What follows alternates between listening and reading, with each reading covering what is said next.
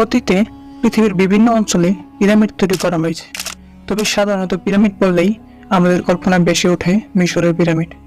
হাজার হাজার বছর ধরে মিশরের পিরামিড ছিল মানুষের তৈরি সবচেয়ে বড় এবং বিস্ময়কর স্থাপনা।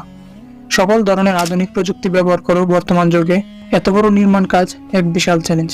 পৃথিবীর সপ্তম আশ্চর্যের সবচেয়ে প্রাচীন নিদর্শন পিরামিড সম্পর্কে আলোচনা করা হবে আজ এই পর্বে।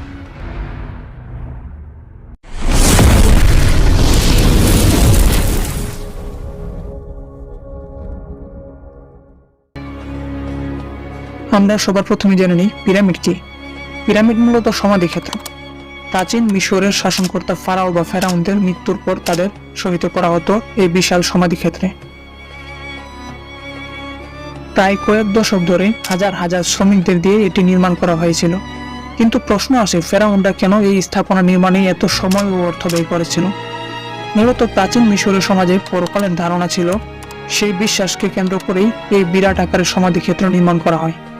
ন্যাশনাল জিওগ্রাফিতে প্রকাশিত এক প্রবন্ধের তথ্য মতে মিশরীয়রা বিশ্বাস করত, যতদিন ফেরাউনদের দেহ রক্ষা করা যাবে ততদিন তারা স্বর্গে বসবাস করবে। তবে তার জন্য পৃথিবী থেকে পরকালে যাবার সময় আত্মার নির্ভীক যাত্রা নিশ্চিত করা জরুরি ছিল। এই আত্মাকে তারা ডাকত কা বলে। এই কা বেঁচে থাকার জন্য প্রসাদ আকারে খাবার আর বিশ্রামের জন্য বিছানা সহ কিছু ব্যবস্থার দরকার ছিল বলে তারা মনে করত। আর সে কারণেই প্রয়োজন পড়ে পিরামিডের।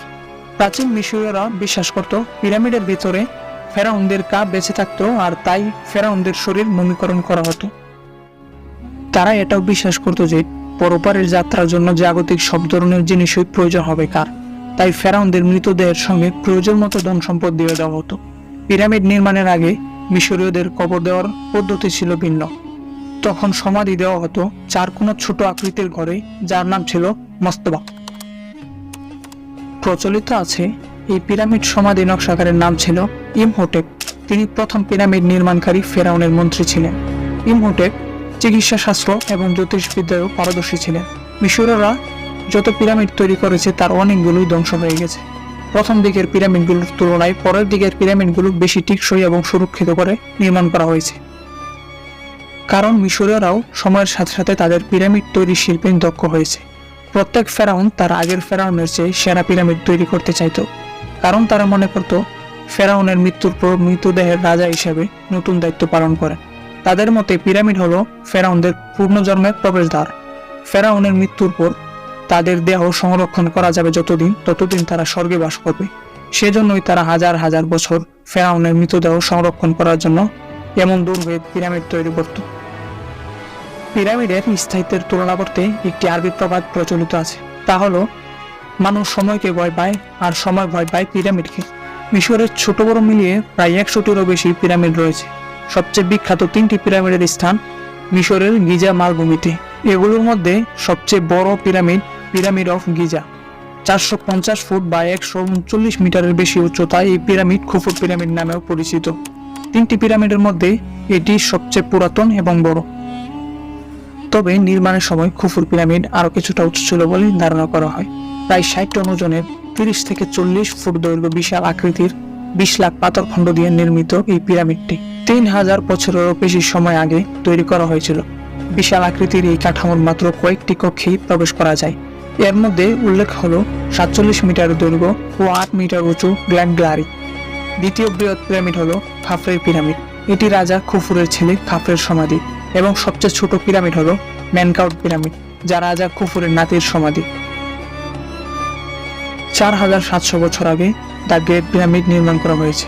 সবচেয়ে বড় এই পিরামিডের আয়তন 6টি ফুটবল মাঠের সমান এবং উচ্চতায় 42 তলা বিল্ডিং এর সমান উঁচু। 1889 সালে আইফেল টাওয়ার নির্মাণের আগ পর্যন্ত প্রায় 5000 বছর এই পিরামিড ছিল মানুষের তৈরি সবচেয়ে উঁচু স্থাপনা।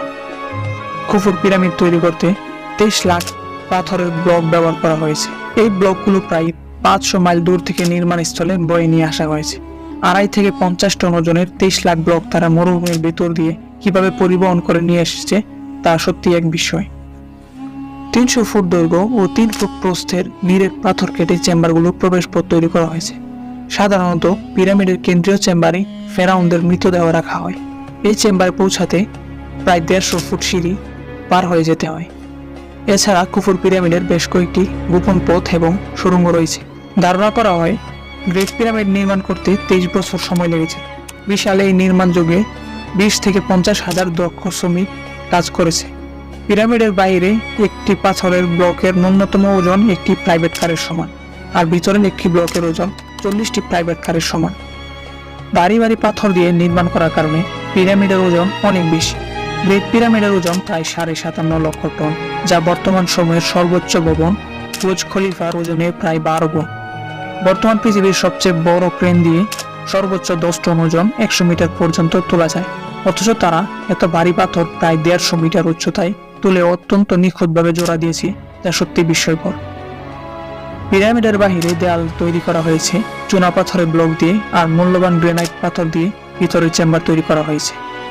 আধুনিক মেশিন দিয়ে পাথর কাটার প্রযুক্তির সাথে পিরামিডের পাথর কাটার অবিশ্বাস্য রকমের মিল রয়েছে। তবে বর্তমানকালে আধুনিক যন্ত্র দিয়েও এত সুন্দর আর নিখুঁতভাবে পাথর কাটা সম্ভব নয়।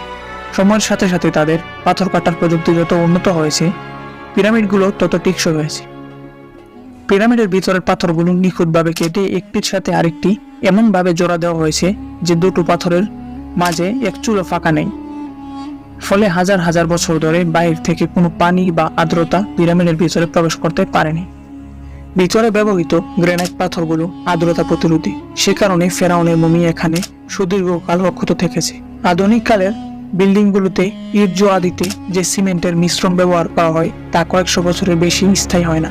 অথচ পিরামিডের বাহিরে পাথরগুলো জোড়া দিতে এমন বিশেষ ধরনের মিশ্রণ ব্যবহার করা হয়েছে যা 5000 বছরেরও পাথরগুলোকে শক্ত করে ধরে রেখেছে।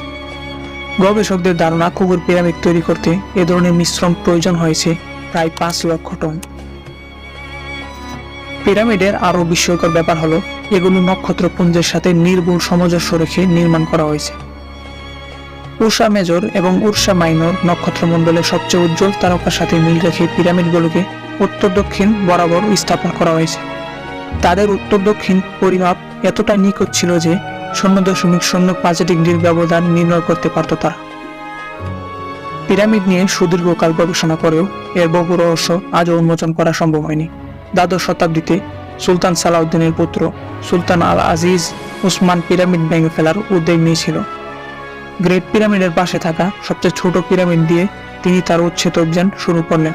কিন্তু বহু অর্থ খরচ করে এবং দীর্ঘ 8 মাস কঠোর পরিশ্রম করেও সুলতানের কর্মীরা পিরামিডের খুব বেশি ক্ষতি করতে পারেনি। এরপর বাধ্য হয়েই সেই উচ্ছেদ অভিযানে ইস্তফা দেওয়া হয়।